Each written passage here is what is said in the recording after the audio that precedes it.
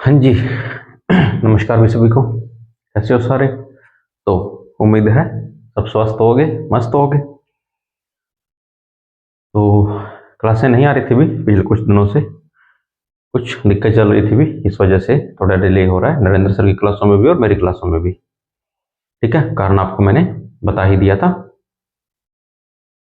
तो चलो, हमारा टॉपिक चल रहा था भी प्रत्यय, और मैंने कोशिश करी है आज एक ही स्लाइड में आपको तीन अंतिम प्रकार जो है प्रत्यय के, जो तद्धित प्रत्यय के हैं, वो एक ही स्लाइड में करवा दिए, और जहां तक हो ये टॉपिक आज हम खत्म कर देंगे। आगामी टॉपिक हम देखेंगे भी कौन सा आपको करवाना है कौन सा नहीं, पर अभी जो टॉपिक बच रहे हैं अभी, जैसे विलोम शब्द है, पर्यायवाची है, या फिर भिन्नार्थक शब्द है, और ऐसे मुहावरे, लोकोक्तियां, तत्सम तद्भव, ये ऐसे टॉपिक है जो आपको पढ़ने पड़ेंगे। ठीक है, देखो समझाने वाला तो इनमें भी कुछ भी नहीं था, पर फिर भी मैंने कोशिश की थी ये टॉपिक करवा दूं, क्योंकि इसमें जैसे संधि का कुछ नियम लगते हैं, कुछ अलग नियम लगते हैं, वो आपको समझा दूं, इसलिए मैंने ये टॉपिक उठा लिया। अब जो कुछ टॉपिक बचे हैं उनमें कुछ है नहीं ऐसा समझाने वाला, फिर भी मैं कोशिश करूंगा आपको थोड़ा बहुत उनमें बता दूं कि कैसे होगा, परंतु अगर पूरा देखा जाए तो आपको खुद को पढ़ना पड़ेगा अभी। ठीक है, चलो, हमने कितने लगभग तीन प्रकार पढ़ लिए थे, हम आज पढ़ेंगे चौथा प्रकार। कौन सा? अपत्यवाचक या संतानवाचक तद्धित प्रत्यय। ठीक है, चलो परिभाषा देखते हैं। तो वे प्रत्यय जो संज्ञा सर्वनाम विशेषण के अंत में जुड़कर संतानबोधक शब्द, क्या है, संतानबोधक शब्दों का निर्माण करते हैं। नाम भी है इसका, क्या है भी, संतानवाचक या अपत्यवाचक। ठीक है, चलो इसमें कुछ ना एक दो बातें हैं भी, मैंने आपको नोट में लिख दी थी। क्या है? पहला, इससे बने शब्द माता, पिता, स्थान या वंश आदि का बोध कराते हैं। मतलब इससे जो भी शब्द बनेंगे, प्रत्यय लगाने के बाद जो भी शब्द बनेगा, वो या तो आपके माता पिता, या आपका स्थान, या आपका वंश जो होता है उसके बारे में बताया गया, उसका बोध करवाएगा। अगला, ऐसे शब्दों के अंत में प्राय वह लिखा रहता है, वहां अप्रत्यय होगा। ऐसे शब्द जिसके पीछे वह लगा हो, जिसके पीछे आपको वह लिखा दिखे, और वो किसी माता पिता, स्थान या वंश का बोध करवाए, वो क्या होगा, उसमें अप्रत्यय जुड़ा होगा। सीधा सीधा मैंने आपको बता दिया है कि अप्रत्यय कहां जुड़ा होगा, कि जिसके पीछे क्या हो, अंत में वह लिखा हो, और वो क्या हो, माता पिता, स्थान या वंश का बोध करवाए। ठीक है, चलो मैं फिर बोल रहा हूं, ऐसे शब्द जिसके अंत में प्राय वह लिखा हो, परंतु वो प्रत्यय क्या होगा, अप्रत्यय होगा। वो वह प्रत्यय नहीं होगा, वो प्रत्यय कौन सा होगा, अ होगा। ठीक है, देख लेना। चलो आगे बताता हूं, और मैं इसको थोड़ा सा आप ध्यान से पढ़ना इस बात को। ठीक है, देखो यदि उदाहरणों में ए, ई, दीर्घ ई, ए और यह प्रत्यय हो, तो मूल शब्द की मात्रा एक प्रत्यय के अनुसार बदलेगी। अब इससे पहली क्लास में मैंने आपको बताया था एक प्रत्यय वाला नियम, याद है ना सबको? चलो, तो उसमें क्या होगा, जैसे एक के अनुसार मात्रा बदल रही थी, वैसे ही आपकी मात्रा बदलेगी, किसके अनुसार, एक ही के अनुसार बदलेगी। ठीक है, कर लोगे इतना? चलो, तीन नियम समझ आ गए ना। पहला, कैसे शब्द क्या हो गए, माता पिता, स्थान या वंश आदि का बोध कराते हैं। ऐसे शब्द के अंत में प्राय वह लिखा रहता है, वहां अप्रत्यय होगा, मतलब जिसके पीछे वह लिखा हो और वह माता पिता, संतान या वंश का बोध कराए, उस प्रत्यय के पीछे वह लिखा हो, उसके पीछे प्रत्यय कौन सा होगा, अ होगा। और यदि उदाहरण में अ, ई, ए, अय, वह, यह प्रत्यय हो, और इसके यही सारे हैं, अ, य, ई, दीर्घ ई और ए प्रत्यय हो, तो इसका जो मूल शब्द है, मूल शब्द की मात्रा जो है, वो किसके अनुसार, एक प्रत्यय के अनुसार बदलेगी। वो आप पिछली स्लाइड में देखना, इससे जो पिछली स्लाइड थी उसमें आपको समझ आ जाएगा कि कैसे था। ठीक है, कर लोगे? अच्छा, एक बार आपने इसका स्क्रीनशॉट ले लो, ताकि बाद में आपको दिक्कत ना आए। चलो लो तो एक बार इसका स्क्रीनशॉट।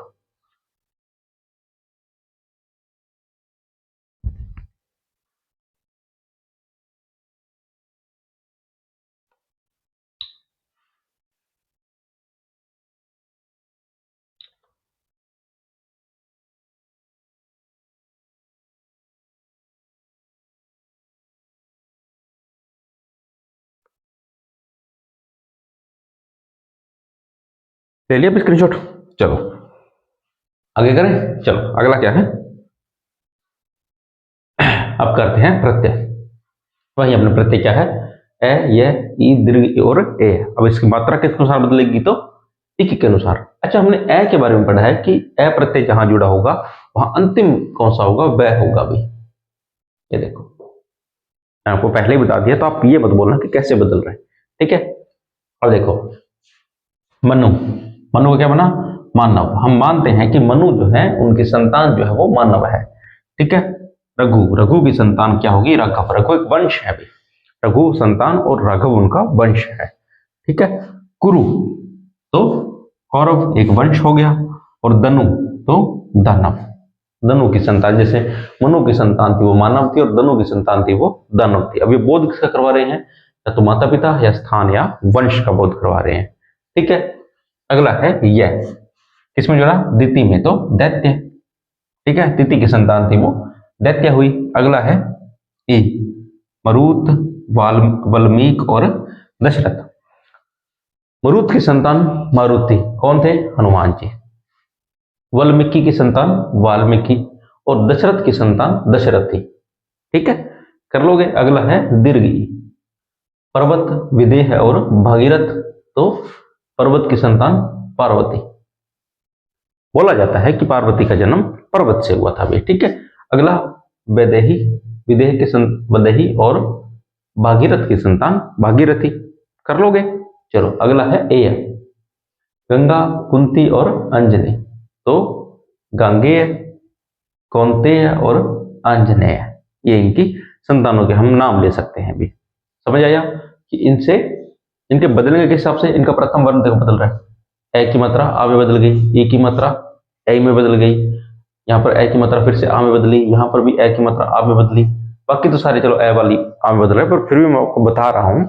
इससे पिछली स्लाइड जो थी उसमें आप देखना, एक प्रत्यय के मैं आपको कुछ नियम बताए थे कि मात्राएं कैसे बदलती है, वो सेम है अभी यहाँ पे। मैंने आपको, समय नहीं बर्बाद करूंगा उतना आपका कि यहाँ पर वापस से मैं वही चीज लिखूं, आप देख लेना भी एक बार, ठीक है। अगला है भी हमारा प्रत्यय नंबर 5, पूर्णतावाचक तद्धित प्रत्यय। क्या है भी पूर्णतावाचक, चलो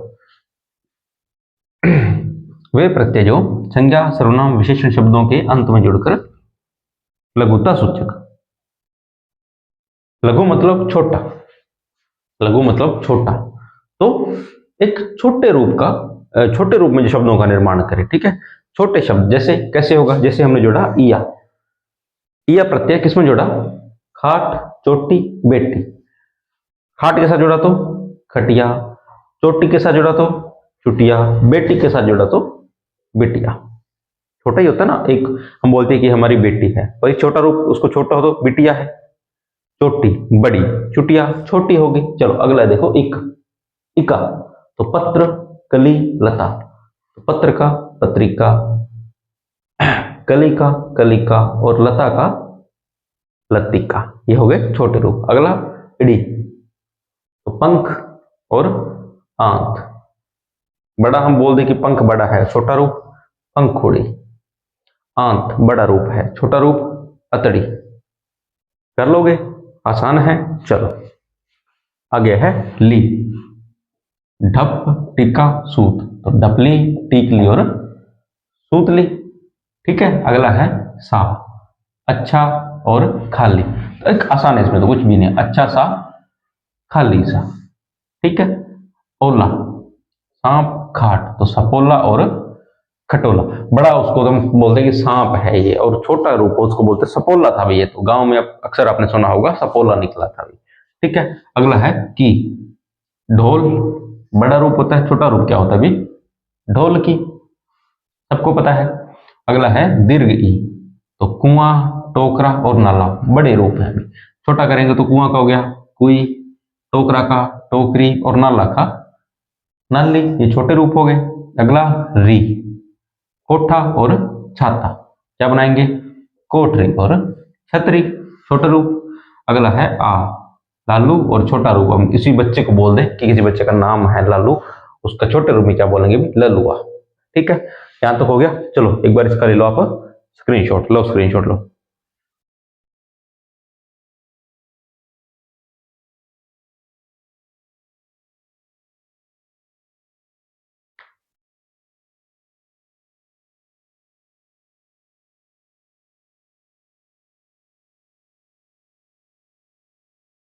हो गया। चलो अगला है स्त्रीवाचक तद्धित प्रत्यय। नाम से पता चल रहा है क्या, स्त्रीवाचक क्या है। देखो, वे प्रत्यय जो संज्ञा सर्वनाम विशेषण शब्दों के अंत में जुड़कर पुल्लिंग शब्दों को स्त्रीलिंग शब्द में, पुल्लिंग शब्दों को स्त्रीलिंग में बदल दे। क्या कि शब्द हमारे पास मूल शब्द होंगे पुल्लिंग और जो तद्धितांत बनेंगे वो होंगे स्त्रीलिंग। पुल्लिंग को स्त्रीलिंग में बदल देंगे, पुरुष रूप होगा उसको स्त्री रूप में बदल देंगे। बहुत आसान है, अभी आपको सिर्फ ये आने चाहिए प्रत्यय, बाकी आसान है। अब जैसे अन्य प्रत्यय है, हमने किससे जोड़ा, देवर नौकर जेठ, क्या बना, देवरानी नौकरानी जेठानी। आइन, आइन जोड़ा तो ठाकुर पंडित चौधरी, ठाकुराइन पंडिताइन चौधराइन। आसान है। अगला इया, कुत्ता और बंदर, इया जोड़ा तो कुतिया और बंदरिया। अगला है इन्नी, वाहन कमल भुजंग, इन्हीं प्रत्यय जोड़ा तो वाहिनी कमलिनी और भुजंगिनी। ठीक है। अगला है इन, मालिक पड़ोसी चतुर, इन प्रत्यय जोड़ा तो मालकिन पड़ोसिन लोहारिन। ठीक है। अगला है नी, मोर शेर नट, मोर के साथ जोड़ा तो मोरनी, शेर के साथ जोड़ा तो शेरनी और नट के साथ जोड़ा तो नटनी। नट भी एक, आपने सबने देखा होगा कभी बाजार में गांव में कहीं भी आपने देखा होगा कि एक वो दो एक बांस के टुकड़े बांध के उसके ऊपर एक रस्सी बांध कर उस पर जो चलते हैं। अभी आपने देखा होगा, या तो कोई बच्ची चल रही होती है या कोई लेडीज या कोई बंदा जेंट्स जो भी होता है वो चल रहा होता है, तो वो होते हैं अभी नट, जो उस रस्सी पे चलते हैं। आपने अगर हिस्ट्री पढ़ी है, आपने उदयपुर का इतिहास पढ़ा है, तो उसमें एक चबूतरा है अभी, नटनी का चबूतरा, उसकी आप स्टोरी पढ़ लेना। उसी भी नट या नटनी की वजह से बनाई गई थी, इसलिए उसका हो गया नटनी का चबूतरा। तो एक तरह से जाति होती है अभी, नट जाति होती है, और उसी की जो स्त्री होती है उसको क्या बोला जाता है अभी, नटनी बोला जाता है। ठीक है। चलो एक मिनट रुकना अभी।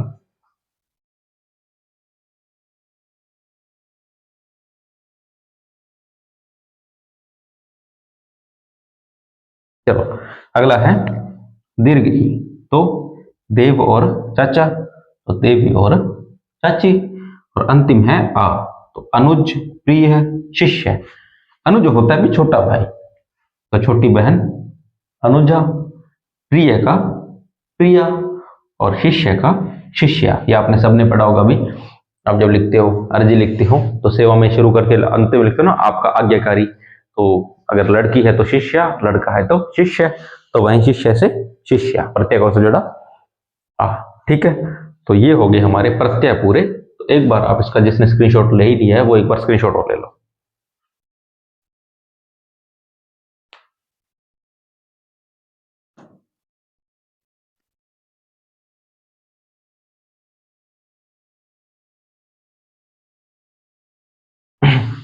हो गया स्क्रीनशॉट। चलो भाई, हमने यहां तक प्रत्यय पूरे कर लिए अभी। अब एक बात मैं बहुत बार आपको दोहरा चुका हूं, एक बार और दोहरा देता हूं कि मैंने यहां पर जितने आपको मूल शब्द या तद्धितांत, मतलब जितने भी मैंने आपको उदाहरण लिखे हैं, उदाहरण केवल इतने ही मत मान लेना, खुद से भी कोशिश करना कि आप ढूंढो। ठीक है। एक के 10 तो ढूंढो, क्योंकि मैं यहाँ पर सारे उदाहरण नहीं लिख पाऊंगा अभी। ये टॉपिक सिर्फ समझाने के लिए होते हैं, ना कि आपको सारे उदाहरण बताने के लिए। आप कोई बुक देख सकते हो, मैं आपको अगर सजेस्ट करूं अच्छी बुक, तो मानस की बुक आती है अभी हिंदी की, वो आप ले सकते हो, अच्छी बुक है। या हिंदी अकादमी की आप कोई भी बुक देख सकते हो, अच्छी होती है बुक्स। ठीक है। हाँ, अगर आपके पास 9th to 12th की स्कूल बुक जो आती है, उसमें अगर आप देख रहे हो तो आपको इतने उदाहरण नहीं मिलेंगे भी। आपको फॉर्मूले सारे मिल जाएंगे, जो आपके नियम होते हैं वो सारे मिल जाएंगे, परंतु आपको उदाहरण नहीं मिलेंगे। उदाहरण के लिए आप कोई और बुक देखना, और आप अगर बुक खरीदने जाओ तो वहां पर थोड़ा खोल के देख लेना कि हाँ इसमें उदाहरण अच्छे हैं या नहीं। तो आपके पास एक किताब जरूर होनी चाहिए भी। ठीक है। इनमें से आपको प्रत्यय में से कुछ भी समझ नहीं आया हो तो आप मुझे प्लीज कमेंट करके जरूर बताना, ताकि अगर कुछ ऐसा रह गया हो कि आपको समझ ना आया हो, तो मैं अलग से कोई शॉर्ट वीडियो या कोई एक अलग से कोई वीडियो में आपको बता दूंगा, जो भी आपको समझ नहीं आया होगा। ठीक है। और अब मैं कोशिश करूंगा आपको जो हमारा कला संस्कृत वाला चल रहा था वो भी साथ साथ में अच्छे से उसको भी लेके चले। ठीक है। तो पढ़ लेना भाई, यहाँ तक आज मैंने एक टॉपिक और पूरा कर दिया है हिंदी का। और अब बच्चे कुछ को ज्यादा टॉपिक बचे भी नहीं है, एक आधा टॉपिक और बचा होगा करवाने वाला, बाकी खुद पढ़ने वाले हैं, वो आपको खुद ही पढ़ने पड़ेंगे। ठीक है, तो पढ़ लेना और यहाँ तक कर लेना भी। बाकी मिलते हैं अगली कक्षा में, तब तक के लिए धन्यवाद।